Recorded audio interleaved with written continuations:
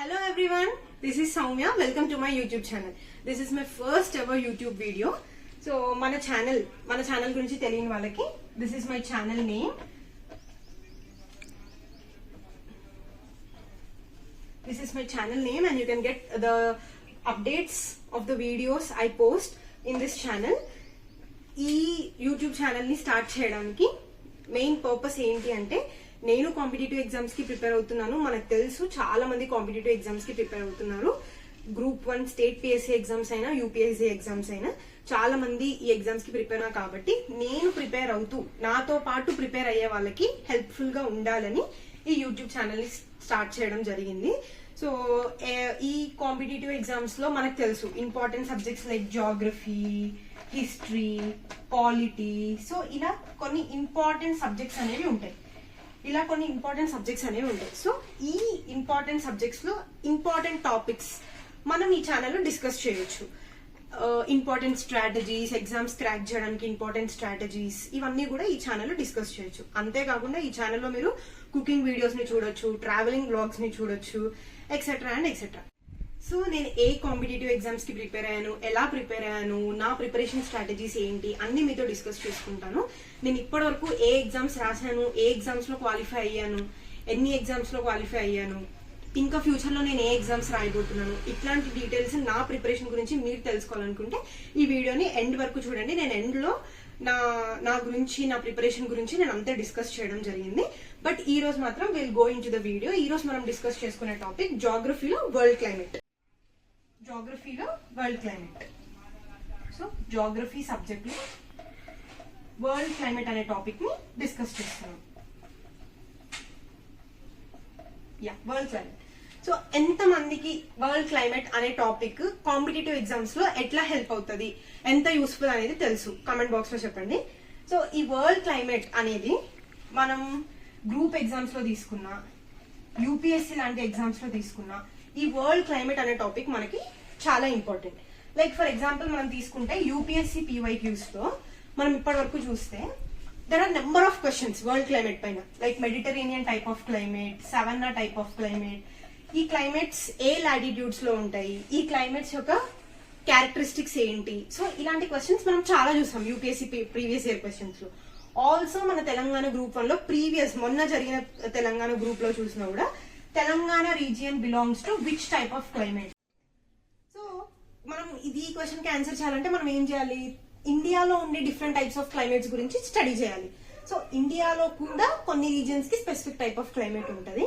Once మనకి world climate గురించి idea వచ్చిన తర్వాత మనం ఇండియాలో ఉండే డిఫరెంట్ టైప్ ఆఫ్ క్లైమేట్ గురించి చదివితే it will be very easy for us to answer this type of questions. ఓకేనా? సో వరల్డ్ లో కూడా there are number of type of climates.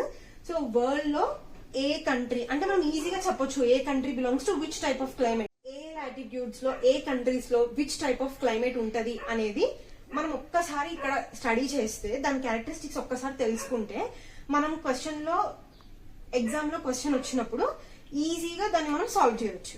ఓకేనా? సో ఈ రోజు మన వీడియోలో వరల్డ్ క్లైమేట్ అనే టాపిక్ లో హాట్ వెట్ ఈక్వటోరియల్ క్లైమేట్ గురించి డిస్కస్ చేద్దాం. Hot wet equatorial climate, right? So hot wet equatorial climate ఇది we all know 0 degrees equator, right? Already name లోనే ఉంది ఈక్వటోరియల్ క్లైమేట్. సో 0 degrees నుంచి 5 degrees north and 5 degrees south. So 0 to 5 degrees north are south. So 0 to 5 degrees north or south. So this 0 to 5 degrees north or south region lo we can observe hot wet equatorial climate. Hot wet equatorial climate can be observed between 0 to 5 degrees north and south. So ఆ region లో మనకి ఏ countries వస్తాయి, తెలియాలంటే once atlas open చేసి మనం ఏ countries వస్తాయి observe చేస్తే 0 to 5 degrees north south లో మనకి ఏమొస్తాయి? సౌత్ అమెరికాకి వెళ్తే here in south America you get Amazon basin, Brazil దగ్గర అమెజాన్ బేసిన్ రీజియన్, ఆఫ్రికా దగ్గరకు వస్తే కాంగో బేసిన్ రీజియన్, అండ్ ఇక్కడ ఇండోనేషియా, రైట్? సో మనం క్లియర్ గా ఏ రీజియన్స్ వస్తాయి ఈ హాట్ వెట్ ఈక్వటోరియల్ క్లైమేట్ లో అని చెప్పాలి అనుకుంటే in Brazil Amazon basin, Africa Congo basin region and Indonesian region. These 3 regions come under 0 to 5 degrees north or south. So ఈ regions లో hot wet equatorial climate is. So మనకి ఇప్పుడు ఏ regions hot wet equatorial climate లోకి వస్తాయో అర్థమైపోయింది. ఇప్పుడు characteristics of hot wet equatorial climate లోకి వస్తే క్యారెక్టరిస్టిక్స్ ఏమొస్తాయంటే హాట్ వెట్ ఈక్వటోరియల్ క్లైమేట్ లో మనందరికీ తెలుసు మనం రెయిన్ఫాల్ గురించి డిస్కస్ చేయాలి, at the same time vegetation గురించి డిస్కస్ చేయాలి, at the same time temperature of the region గురించి డిస్కస్ చేయాలి, and human activities, what human activities are involved in these type of climate. ఇలాంటి క్లైమేట్ లో ఎలాంటి human activities జరుగుతాయి అనేది మనం డిస్కస్ చేయాలి. సో మేజర్ గా మనం ఈ 4 ఫ్యాక్టర్స్ గురించి ఎవ్రీ క్లైమేట్ లో డిస్కస్ చేయాలి, రైట్. So first rainfall. ఇక్కడ మనందరికీ తెలుసు ఈక్వేటర్ 0 degrees దగ్గర సన్ డైరెక్ట్ గా ఉంటుంది. సో డే అంతా సన్నీగా ఉంటుంది. సో డే అంతా సన్నీగా ఉండడం వల్ల lot of evaporation during the day. So lot of evaporation during the day అవ్వడం వల్ల మనకి క్యూములోనింబస్ క్లౌడ్స్ అనేవి ఫార్మ్ అవుతాయి. And we all know what is mean by cumulonimbus clouds. The clouds which create rainfall, heavy rainfall ని create చేసే clouds ని cumulonimbus clouds అంటాము. So formation of cumulonimbus clouds and convectional rainfall is observed, right. Convectional rainfall is observed and almost every day we observe rainfall, right.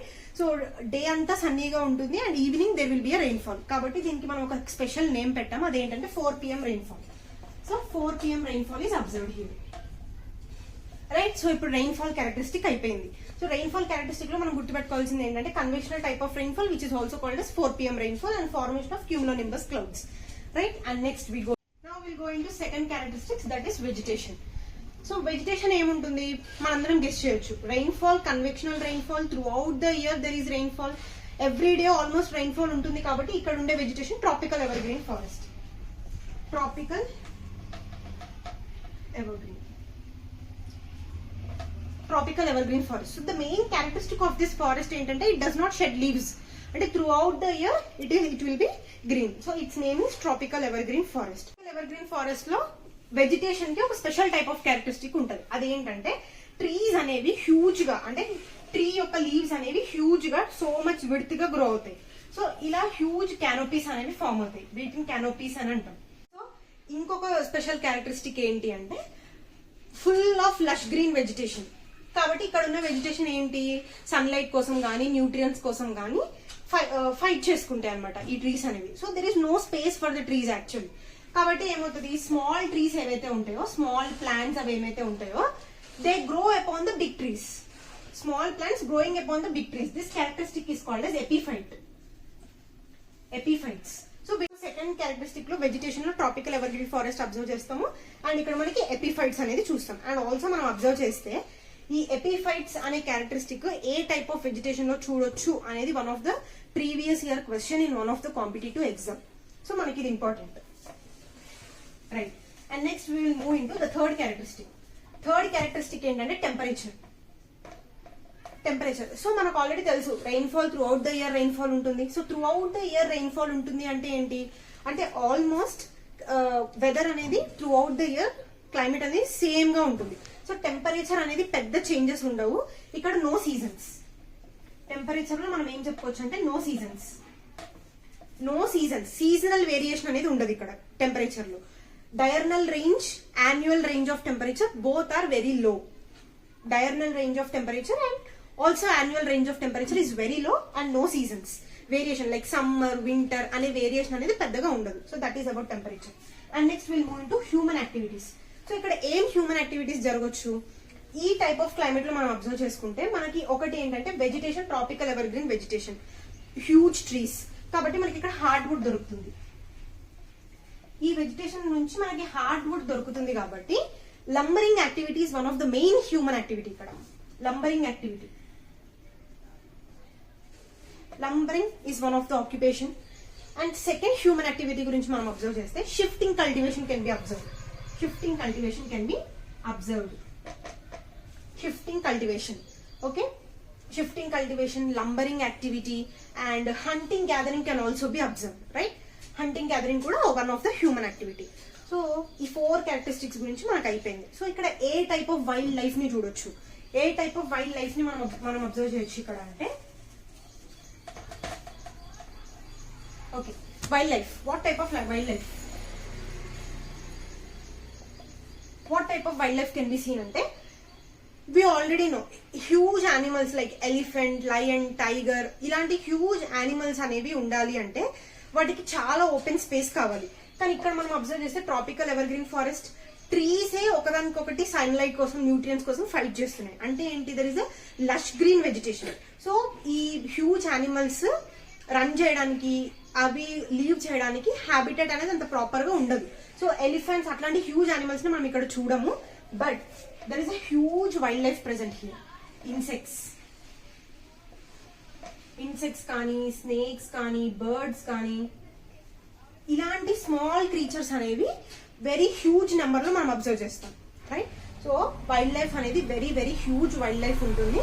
But small wildlife can be seen like insects, snakes, birds, small creatures ని మనం ఎక్కువ observe చేస్తాం ఇలాంటి tropical climate లో. So this is about wildlife. Done. ఇప్పుడు ఈ hot wet equatorial climate మనం regions observe చేసాం. పాపులేషన్ గురించి ఆలోచిస్తే ఈ హాట్ వెట్ ఈక్వటోరియల్ క్లైమేట్ లో మనం ఒకటి ఏం అబ్జర్వ్ చేసామంటే కంప్లీట్ గా ట్రాపికల్ ఎవర్ గ్రీన్ ఫారెస్ట్ ని మనం అబ్జర్వ్ చేసాం. సో పాపులేషన్ వైజ్ గా చూసుకుంటే there is very low density of population. Okay, low density of population can be seen, right? So these are the special characteristics about hot wet equatorial climate. So ఈ world climate అనే topic మీ అందరికి, world climate లో hot wet equatorial climate గురించి మనం ఈరోజు మాట్లాడుకున్నాము. So ఈ topic మీ అందరికి అర్థమైందని అనుకుంటున్నాను. I hope you all understand this video and also ఇది మీకు హెల్ప్ఫుల్ అవుతుందని నేను అనుకుంటున్నాను. అండ్ ఫర్దర్ గా వరల్డ్ క్లైమేట్ లో ఉన్న ఇంకా various type of climates, like మనం స్టార్టింగ్ లోనే మాట్లాడుకున్నాం కదా, Mediterranean type of climate, savanna type of climate. So ఇంకా ఈ all different types of climates ఏవైతే ఉన్నాయో వాటన్నిటి గురించి కూడా నేను ఎక్స్ప్లెయిన్ చేస్తాను నా ఫర్దర్ వీడియోస్ లో. సో ఈ వీడియో హెల్ప్ఫుల్ అయిందని అనుకుంటున్నాను. అండ్ మనం ఖచ్చితంగా రాబోయే వీడియోస్ లో నేను వరల్డ్ క్లైమేట్ లో ఉన్న ఆల్ టైప్ ఆఫ్ క్లైమేట్స్ గురించి చెప్తాను. అండ్ ఆల్సో కాంపిటేటివ్ ఎగ్జామ్స్ లో ఇంకా యూస్ఫుల్ అయ్యే టాపిక్స్ మనకు చాలా ఉంటాయి, లైక్ హిస్టరీ గానీ, పాలిటీ గానీ, ఇలాంటి సబ్జెక్ట్స్ లో కూడా మీకు ఏమైనా టాపిక్స్ కావాలి, ఏమైనా టాపిక్స్ మీకు హెల్ప్ఫుల్ అయ్యే టాపిక్స్ ఏమైనా ఉంటాయి నేను చెప్పాలి అనుకుంటే డెఫినెట్ గా మీరు అది కమెంట్ బాక్స్ లో పెట్టండి, కమెంట్ చేయండి. నేను డెఫినెట్ గా నా ఫర్దర్ వీడియోస్ లో ఆ టాపిక్స్ గురించి ఎక్స్ప్లెయిన్ చేయడానికి ట్రై చేస్తాను. సో ఆల్రెడీ మనం స్టార్టింగ్ లోనే అనుకున్నాం నా ప్రిపరేషన్ గురించి చెప్తాను and why I started these videos, నా ప్రిపరేషన్ గురించి నేను చెప్తానని చెప్పాను. So yeah, my name is Soumya.